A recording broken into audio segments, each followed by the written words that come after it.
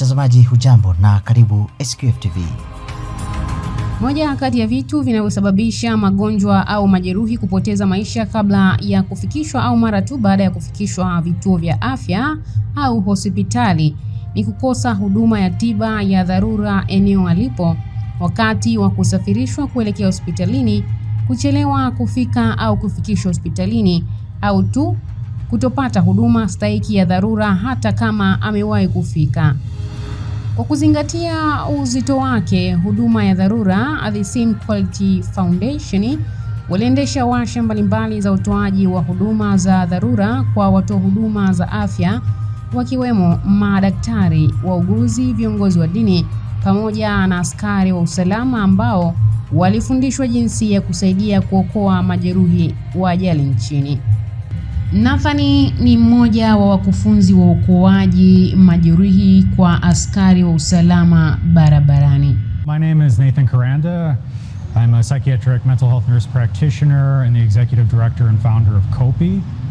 So we're here today in Arusha. This is our 5th year that we've started doing the training. Globally, there are more than 5 million traffic accidents a year. 90% of those hit low and middle income countries. In Tanzania, they occur at a rate that's nearly 3 times that of the United States.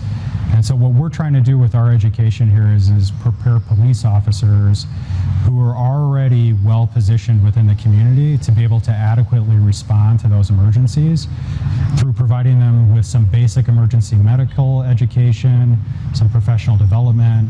And then one of the things that makes our program unique is the fact that we incorporate mental health education. And so the reason why we do that is, number one, we understand that the role of a first responder, a police officer, a paramedic, or somebody who's working in the fire service, these are hard jobs. And if we're going to send them out into the community to respond to traumatic accidents, we want to make sure that their mental health is well supported. And we also understand that healthy people help people. And so by us providing them with the resources that they need to be healthy, they're going to be better responders.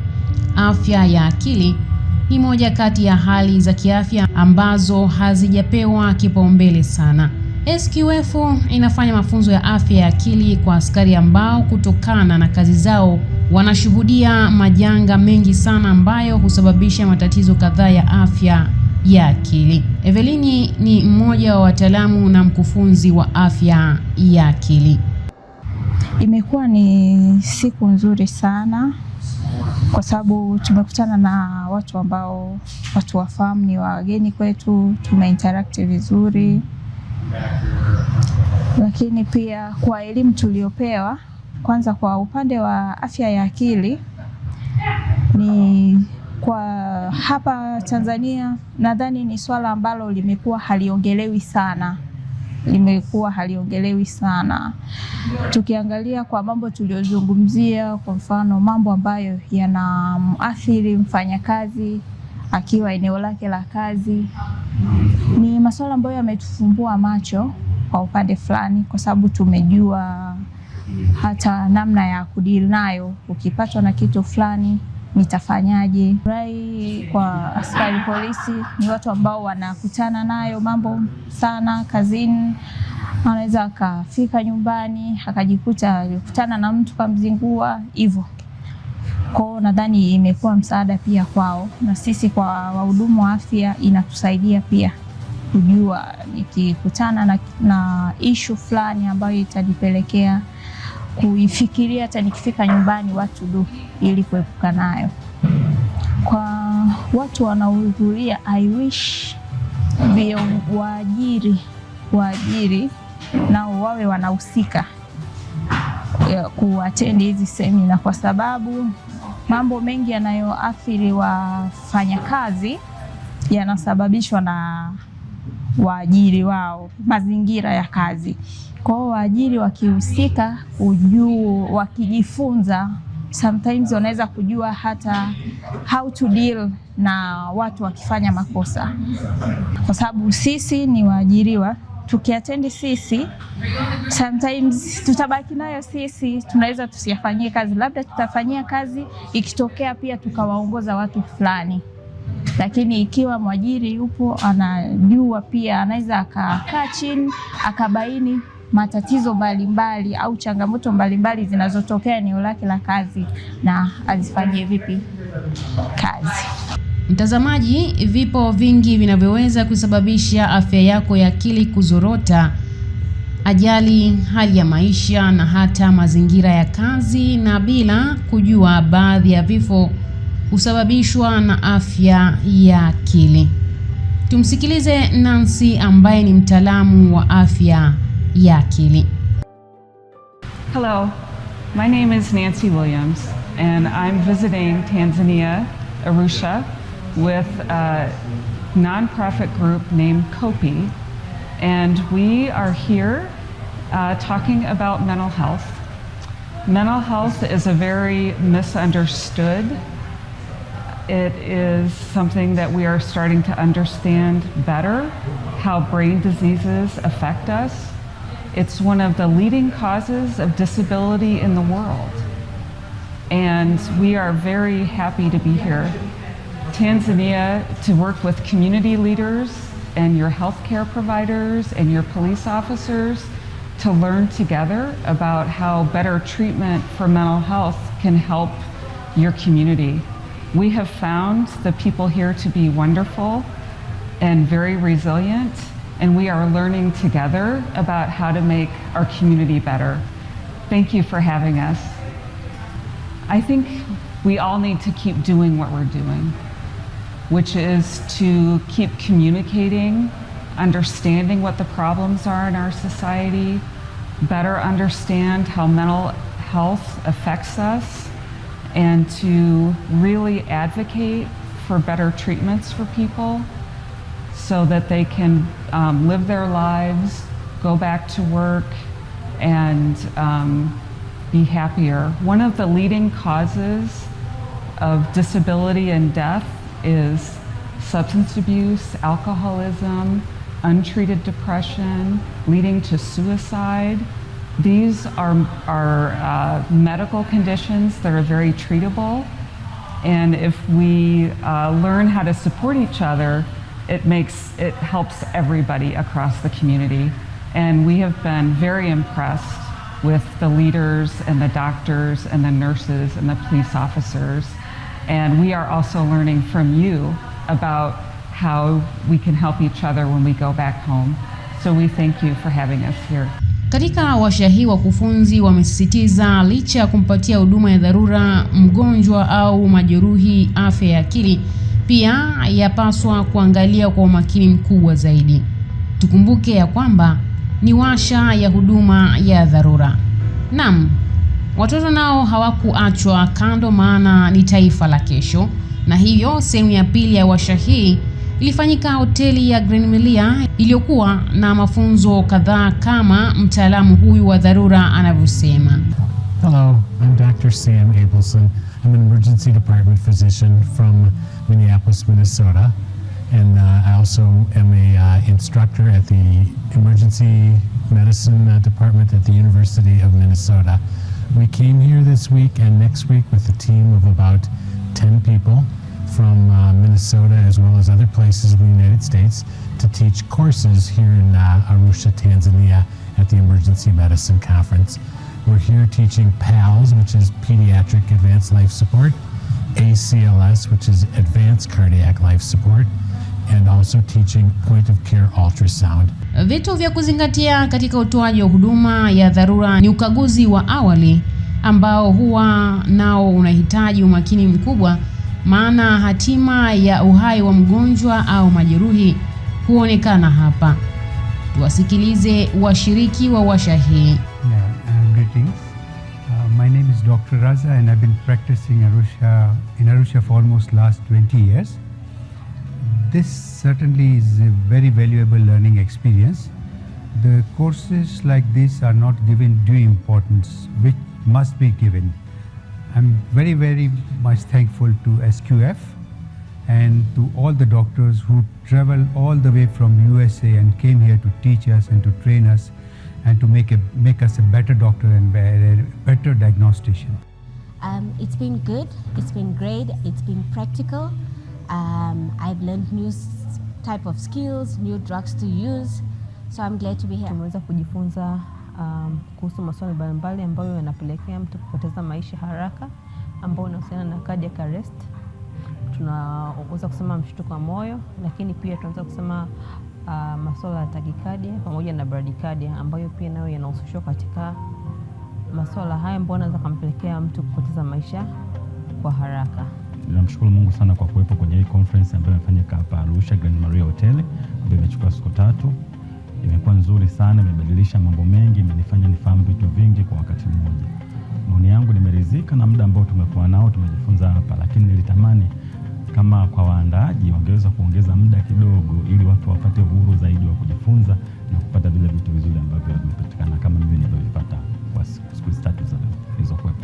Moja kati ya wabobezi wa huduma ya dharura wa Tanzania alikuwa na haya ya: huduma ya kwanza ni ya muhimu sana, na zile ndio dakika za mwanzo ambazo mtu anapopata huduma sahihi au tiba sahihi ya tatizo lake inaweza kubadilisha kabisa mwelekeo wa ugonjwa wake, na ndio muda pia ambao ukikosea kufanya kitu unaweza kusababisha madhara zaidi au kuchelewa kupata matibabu sahihi ya tatizo lake.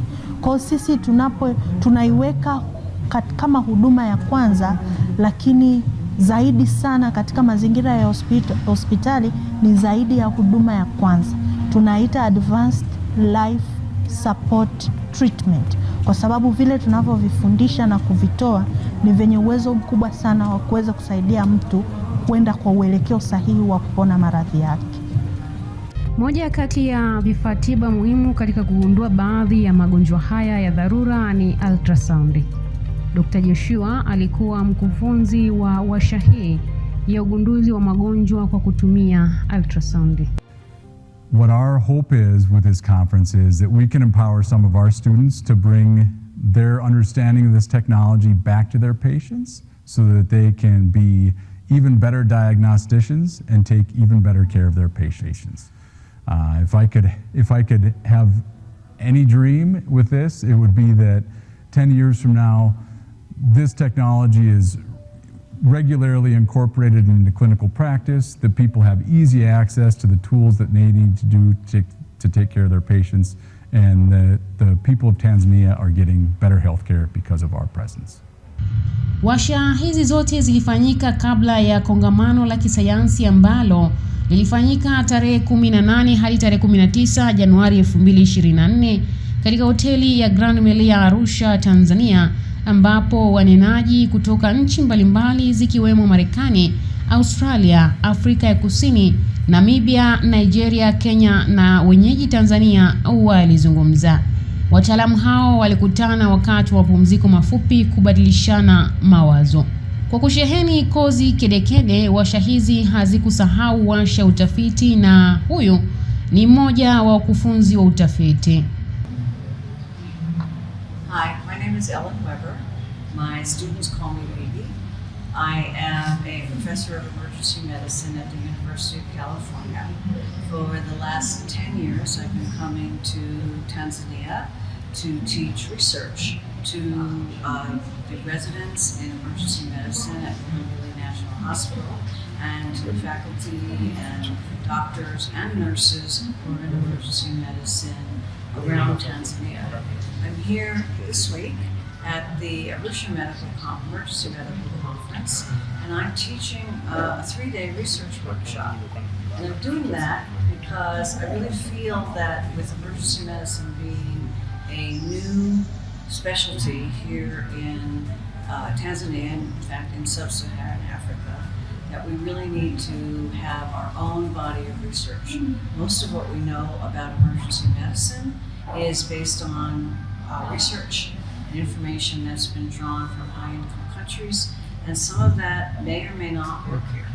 And so it's really important that we find out what does work here, what doesn't work here, and also figure out what we can do with perhaps less resources to get the same kinds of outcomes in medicine, and even maybe even better than we see in some of the programs in, say, the US or the UK. Mtazamaji, waliokusanyika kwa ajili ya washa hizi ni wataalamu na wabobezi wa huduma za dharura kwa nyanja zake. Kwanza tuna bahati sana SQF mwaka huu kuwapata wakufunzi ambao ultrasound workshop inaendeshwa na kutoka Mayo Clinic. Nasema Mayo Clinic dunia nzima inatikisika. Mahali ambapo ukienda anaeleweka. Kwa ni wataalamu waliobobea katika hiyo nyanja ya ultrasound. Na wanakuja kufundisha kwa kujitolea kuwasaidia Watanzania waweze kuelewa ili wakienda kwenye sehemu zao za kazi. Na tunashukuru sana kwamba serikali imenunua vifaa hivi. Hospitali nyingi sasa hivi wanatoa sound machines ili wakazitumie inavyostahili kuwasaidia kupata nini mgonjwa anaumwa. Kwa hiyo inasaidia, lakini kozi zingine, kwa mfano tunapofundisha PALS au SLS, tumeleta wakufunzi ambao kutoka American Heart Association, na wengi walioko hapa wameshiriki katika kuandika zile handbook za SLS na PLS. Kwa wanafundisha wanachokielewa. Hawajasoma maandiko ya watu hapo kaja kufundisha. Wametengeneza wao, wameshiriki. Kwa ni watu ambao wamewabobevu katika hizi workshop tunazozifanya. Hatimaye tarehe 18 Januari iliwadia kuanza kongamano ambalo Dr. Peter Mabula ambaye ni mwanzilishi na mkurugenzi wa SQF na mwenyekiti wa kamati ya maandalio ya mkutano huo wa kisayansi alisimama na kutambulisha wageni washiriki wa kongamano hilo. At least 50 speakers from the US, South Africa, Australia, Kenya, Nigeria and Tanzania have laid down their work and are expected to be to actively engage in discussion with other participants during the conference and breakout sessions in the next 2 days. With regards to emergency care, the government of Tanzania, through the leadership of Her Excellency Dr. Samia Suluhu Hassan, has invested a lot in the healthcare, including establishment of emergency medicine department for the past 2 years. And from that experience, I realized that yes, it's good to develop and train individuals, but if we're not gonna fix the system, then everything will remain broken and we will not achieve what emergency care is supposed to achieve, which is save lives. And the other part of it that people need to appreciate, and you all need to appreciate, is emergency medicine and emergency care is a system. It's not an individual, it's not a handful of people, it's a system. Patients do not get sick when they show up at your bedside. I always like to just throw this in because it does make me wonder what healthcare is going to look like as the robots and AI take over. And it is important for us as nurses to think about how we're going to remain relevant as practitioners of nursing. I always joke with the trauma surgeons that I work with, and I tell them that it's a good thing that they're getting old and retiring, because we're not going to need them soon. We're just going to push patients into a little tunnel where the little robotic arms will do the surgery.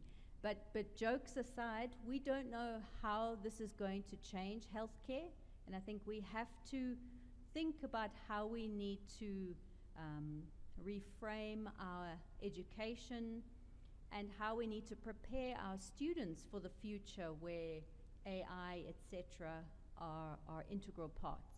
Right now, we are training the in-service healthcare workers to take care of our ambulances and take care of the referral services. We're still going to use the nurse and a doctor from the same facility that is transferring the patient. Mwaka 2024 kongamano lilimalizika kwa ushindi likiwa na zaidi ya wahudhuriaji 350. Mwisho huu unapasisha kijiti kwa maandalizi ya kongamano la mwaka 2025 litakaloambatana na washa mbalimbali. Mimi nitakuwepo. Mwambie rafiki amjulishe rafiki yake kufanya maandalizi mapema, na kumbuka ni Februari 13 na 14 mwaka 2025.